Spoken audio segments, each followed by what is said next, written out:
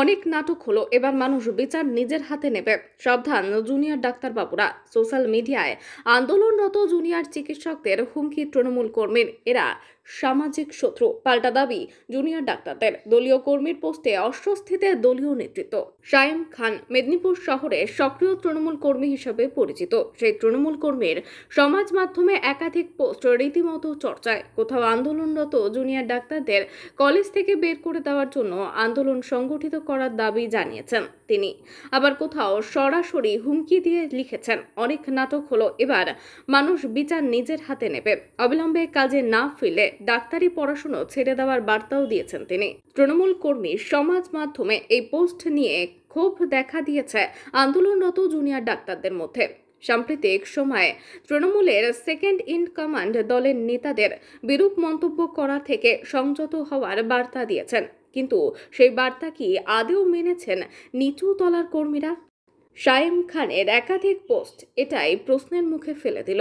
এ বিষয়ে অবশ্য আক্রমণের পথে না গিয়ে জুনিয়র চিকিৎসকদের দাবি, যারা এই ধরনের মন্তব্য করছে তারা সামাজিক শত্রু। ভগবান এদের সৎ বুদ্ধি দিক। অন্যদিকে তৃণমূল কর্মীর এই বিতর্কিত পোস্ট নিয়ে মেদিনীপুর জেলা তৃণমূল সভাপতি সুজয় হাজরা বলেন, দলের সর্বোচ্চ নেতৃত্ব অভিষেক ব্যানার্জির পাঠানো গাইডলাইন না মেনে কেউ যদি কোনো মন্তব্য করেন তাহলে তিনি দলের কেউ নন। তবে যতটুকু জানা, তিনি একজন কর্মী। যদি কোনো দলীয় পদ থেকে থাকে তাহলে অবশ্যই দল ব্যবস্থা নেবে। যদিও দলীয় নেতৃত্বের কাছে ধমক খাওয়ার পর জুনিয়র ডাক্তারদের কাছে ক্ষমা চেয়ে আবারও সোশ্যাল মিডিয়ায় পোস্ট করেছেন তৃণমূল কর্মী শায়েম খান। আমরা যে ঘটনা নিয়ে এতদিন ধরে রাস্তায় নেমেছি বা এতদিন ধরে প্রতিবাদ চালিয়ে যাচ্ছি, 9 আগস্টের যে রাতের যে ঘটনাটা, 9 আগস্টের পর থেকে যতবার আর কি আমরা মানুষকে পাশে চেয়েছি, ততবার কিন্তু আমরা প্রত্যেকটা স্তরে সাধারণ মানুষকে পাশে পেয়েছি। 14ই আগস্ট রাত্রিরে আপনারা নিজেরা মিডিয়াতেও দেখিয়েছেন বা আমরা সবাই দেখেছি, 14ই আগস্ট রাত্রিরে জাতি, ধর্ম, বর্ণ, রাজনৈতিক রং নির্বিশেষে প্রত্যেকটা বয়সের মানুষ এসছে। ছোট বাচ্চা থেকে শুরু করে একদম বৃদ্ধ বৃদ্ধা সকলের রাস্তায় নেমেছেন। প্রত্যেকটা রাজনৈতিক স্তরের মানুষ, প্রত্যেকটা অরাজনৈতিক মানুষ সবাই রাস্তায় নেমেছে। ইভেন আমরা গতকালকে রাত্রিরেও দেখলাম, গতকালকে রাত্রি 9টা থেকে 10টা যখন West Bengal juniors doctor front বলেছিল যে কি বলে 9টা থেকে 10টা সকলের ঘরে আলো নিভিয়ে মোমবাতি জ্বালিয়ে রাস্তায় নামতে, তখন কিন্তু আমরা দেখেছি, আমরা মেদিনীপুর মেডিকেল কলেজে দেখেছি যে গতকালকে একটা বিশাল প্রায় কয়েক হাজার লোকের একটা মিছিল গতকালকে মেদিনীপুর মেডিকেল কলেজের আমাদের এই প্রতিবাদী মঞ্চে এসেছিল। আমরা দেখে অভিভূত, আমরা দেখে আপ্লুত যে সাধারণ মানুষ এতভাবে এইভাবে আমাদের পাশে দাঁড়িয়ে আছে। আমার এই সাধারণ মানুষের যে ঋণ, সেটা আমরা জীবনে কখনো শোধ করতে পারবো না। পাশাপাশি আরো একটি কথা বলতে চাই, সেটা হচ্ছে বেশ কিছুদিন ধরেই আমরা দেখতে পাচ্ছি যে সোশ্যাল মিডিয়াতে আমাদের পাশেও যেমন মানুষ আছে, সেরকম আমাদের বিরুদ্ধে বা আমাদের এই যে আন্দোলনের বিরুদ্ধে অনেকেই কথা বলছেন যে ডাক্তাররা পরিষেবা দিচ্ছে না বা ডাক্তাররা পরিষেবা থেকে নিজেদের বিরত রেখেছে, ডাক্তাররা অমানবিক, এরকম বিভিন্ন উস্কানিমূলক কথাবার্তা আমরা শুনতে পাচ্ছি। সেই সমস্ত কথাবার্তার উদ্দেশ্যে আমাদের কোনো জবাব নেই বা আমাদের কোনো প্রতিবাদও নেই। আমরা শুধু একটাই কথা বলতে চাইবো, সেটা হচ্ছে গত কয়েকদিন ধরেই আমরা অভয়া ক্লিনিক শুরু করেছি এবং প্রত্যেকটা মেডিকেল কলেজে এই অভয়া ক্লিনিক চলছে এবং প্রত্যেকদিন কয়েক হাজার পেশেন্ট দেখা হচ্ছে। আপনারা মিডিয়া দাদাদেরকে কভার করতে বলবো যে এখানে সার্জারি, গাইনি, মেডিসিন, ইএনটি প্রত্যেকটি ডিপার্টমেন্টের ডাক্তাররা, সিনিয়র পিজিটিরা এবং এসআররা সবাই এখানে বসে অক্লান্তভাবে রোগী দেখে চলেছেন। এরপরেও যদি আপনারা এরকম কথা বলেন তাহলে সত্যি আপনাদের প্রতি কিছু বলার নেই আর কি। আপনারা এই সমস্ত কথাবার্তা থেকে নিজেদেরকে বিরত রাখুন, এটা আপনাদের কাছে আমাদের একান্ত অনুরোধ। এবং আপনারা এসে দেখে যান যে আমরা কিভাবে এখানে রোগী পরিষেবা দিচ্ছি, এটাই আমাদের বলার। দেখুন, প্রথমত আগে বলি, আমাদের কিন্তু পরিষেবা বন্ধ নেই, ঠিক আছে? আমরা দেখেছেন, এই যে আমরা মিডিয়া কভারেজে দেখিয়েছিলেন, এখন দেখাতে পারেন, দেখুন আমাদের অভয়া ক্লিনিক চলছে। প্রতিদিন 1000-এর বেশি, আমি বলছি 1000-এর অনেক বেশি পেশেন্ট ডেলি আসছেন, আমরা পরিষেবা দিচ্ছি। সকাল 10 থেকে 2টো অবধি আমাদের অভয়া ক্লিনিক খোলা আছে।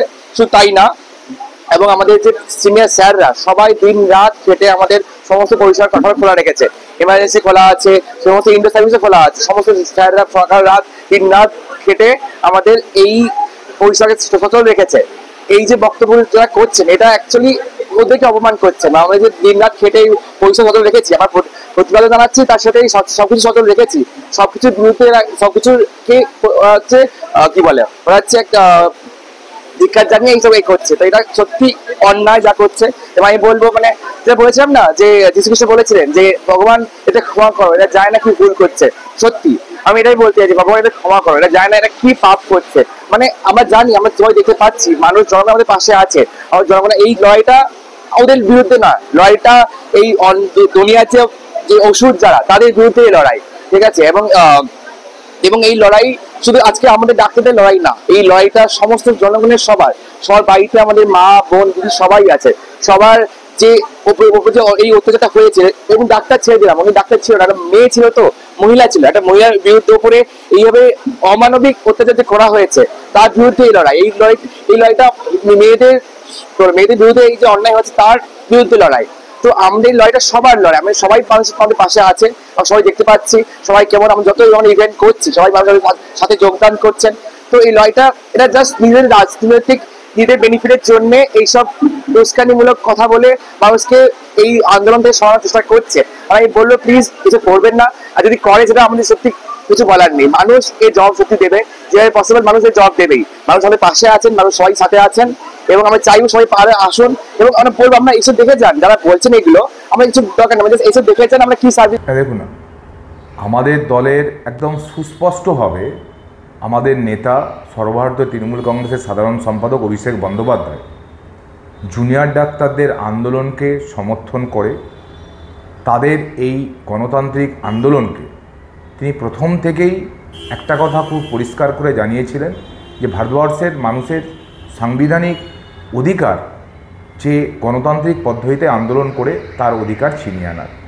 তো সেই জায়গায় জুনিয়র ডাক্তাররা যে আন্দোলন করছিলেন তিনি তাকে সমর্থন জানিয়েছিলেন এবং সুস্পষ্টভাবে তিনি জানিয়েছিলেন যে জুনিয়র ডাক্তারদের বিষয়ে দলের বক্তব্য যে তাদের আন্দোলনকে আমরা সমর্থন করছি এবং এই সম্পর্কিত সমস্ত যা কিছু বলার তিনি সুস্পষ্টভাবে একদম স্পেসিফিক আকারে টুইট করে এক্স হ্যান্ডেলে এবং লিখিতভাবেও আমাদের কাছে তিনি পাঠিয়েছিলেন।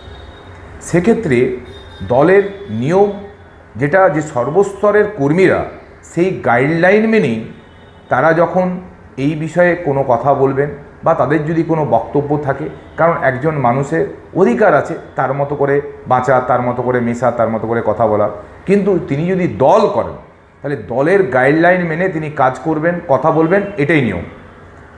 যেখানে আমাদের নেতা অভিষেক বন্দ্যোপাধ্যায় নির্দিষ্ট গাইডলাইন আমাদেরকে বেঁধে দিয়েছেন সেটাই আমরা মেনে কাজ করব, এটাই নিয়ম। এর বাইরে গিয়ে যদি কেউ দলগতভাবে কোনো কিছু বলে স্বভাবতই তিনি দলের কর্মী হতে পারেন না। তো যার কথা বলছেন যে তিনি দলের গাইডলাইনের বাইরে গিয়ে কথা বলছেন, আমি জানি না যে তার কেন এই চিন্তা ভাবনা হলো, কারণ আমি নিজে ব্যক্তিগতভাবে মনে করি আমাদের নেতা অভিষেক বন্দ্যোপাধ্যায় যা বলেছেন এটাই প্রত্যেকেরই বক্তব্য, তার এই গাইডলাইনের পরে নতুন করে আমাদের বলার কিছু থাকে না। কিন্তু একটা বিষয় এটাই যে পশ্চিমবাংলায় আগে মানুষের গণতন্ত্র ছিল না, মানুষের স্বাধীনতা ছিল না, সংবিধানের যে অধিকার সেই অধিকার 2011 সালের আগে পশ্চিমবাংলার মানুষের হাতে ছিল না। আজকে আমাদের যে লড়াই ছিল, তৃণমূল কংগ্রেসের যে লড়াইটা ছিল প্রথম দিন থেকে, যে বাংলার মানুষের স্বাধীনতা ফিরিয়ে আনতে হবে, বাংলায় গণতন্ত্র ফিরিয়ে আনতে হবে, আর বাংলার এই গণতন্ত্র, স্বাধীনতা, মানুষের অধিকার ফিরিয়ে আনার লড়াই আমরা দিনের পর দিন আন্দোলন করেছি। ফলে আজকে কেউ কোনো সংগঠন যদি তাদের নিজেদের অধিকার জন্য তারা আন্দোলন করে, লড়াই করে, আমরা তার পাশে আছি। কোনো ব্যবস্থা নেবেন? দলের গাইডলাইনের বাইরে যে কথাবার্তা বলেছে, দেখুন, ব্যবস্থা বলতে যদি দলীয় স্তরে তার কোনো পদ থাকে তাহলে ব্যবস্থা। আমাদের রাজ্যে, আমাদের জেলায়, আমাদের শহরে হাজার হাজার লক্ষ লক্ষ সমর্থক এবং আমাদের যারা ভালোবাসেন আছেন। যদি আমাদের দলে কোনো পদ থাকে, আমি ভালো করে আলোচনা করি, তাহলে নিশ্চয়ই তার বিরুদ্ধে ব্যবস্থা নেওয়া হবে। কিন্তু এটুকু বলতে পারি যে এটা যিনি বলেছেন অত্যন্ত নিন্দনীয়, এবং যদি দল তিনি করেন, আমি আবার বলছি ভালো করে, যে আমাদের নেতৃত্ব বলার পরে তার বিরুদ্ধে গিয়ে কেউ যদি তার মত চাপিয়ে দেওয়ার চেষ্টা করেন, তিনি তৃণমূল কংগ্রেস করতে পারেন না। গায়ে একটা নামাবলী তৃণমূল কংগ্রেসে চাপিয়ে ঘুরলাম, তার মানে তৃণমূল হতে পারে না। তো স্বভাবতই সেই জায়গায় দাঁড়িয়ে আমি এই মত তাকে আমি অত্যন্ত নিন্দনীয় বলে মনে করছি, এবং যিনি এই মত প্রকাশ করেছেন আমি তাকে বলবো যে যখন যদি তৃণমূলের কর্মী হিসেবেও পরিচয় দেন, তখন দলের নেতৃত্ব, আমাদের নেতা অভিষেক বন্দ্যোপাধ্যায়, আমাদের সকলের প্রিয় নেত্রী মমতা বন্দ্যোপাধ্যায়, তাদের গাইডলাইন বেঁধে দেওয়ার পরে আপনাদের নিজস্ব মতামত জোর করে চাপিয়ে দেওয়ার মতো ঘৃণ্য কাজ করবেন না। মেদিনীপুর থেকে শেখ ওয়ারেসের রিপোর্ট, বিগ নিউজ।